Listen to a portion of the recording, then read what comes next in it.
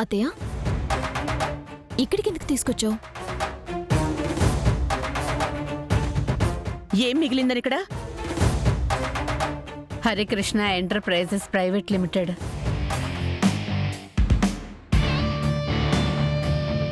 ఇది నా భర్త మన ఆస్తుల్ని సంపాదించక ముందు పెట్టిన మొట్టమొదటి కంపెనీ.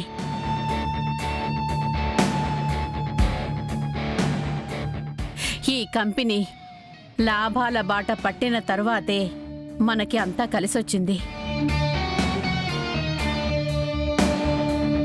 ఇక్కడి నుంచి హైదరాబాద్కి వెళ్ళి అక్కడ బిజినెస్లని స్టార్ట్ చేశాము.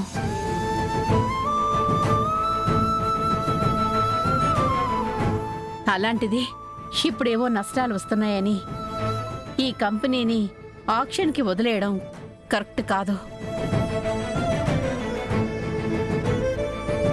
మన ఎదుగుదలకి కారణమైన ఈ సంస్థని వదిలేయడం భావ్యం కాదు వదినా.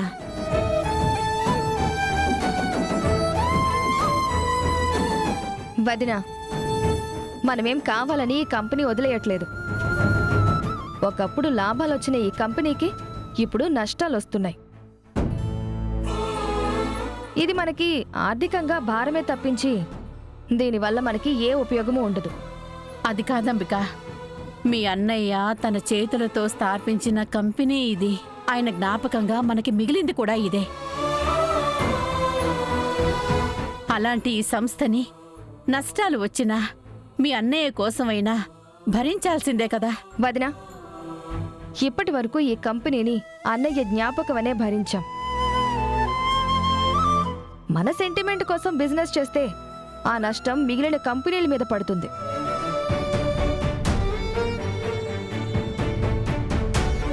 బిజినెస్లో అగ్రెసివ్గా ఉండాలి గాని ఎమోషన్స్ ఉండకూడదు.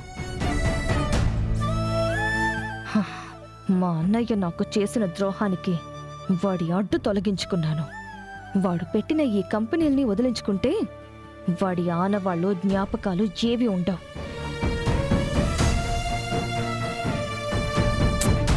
అత్తయ్య, బాధపడకండి. నష్టాల భారం మోయలేనప్పుడు మోయకుండా ఉండటమే మంచిది కదా. ఆక్షన్లో డబ్బులు వస్తేనన్నా కొన్నప్పులైనా తీరతాయేమోనని మా ఆశ.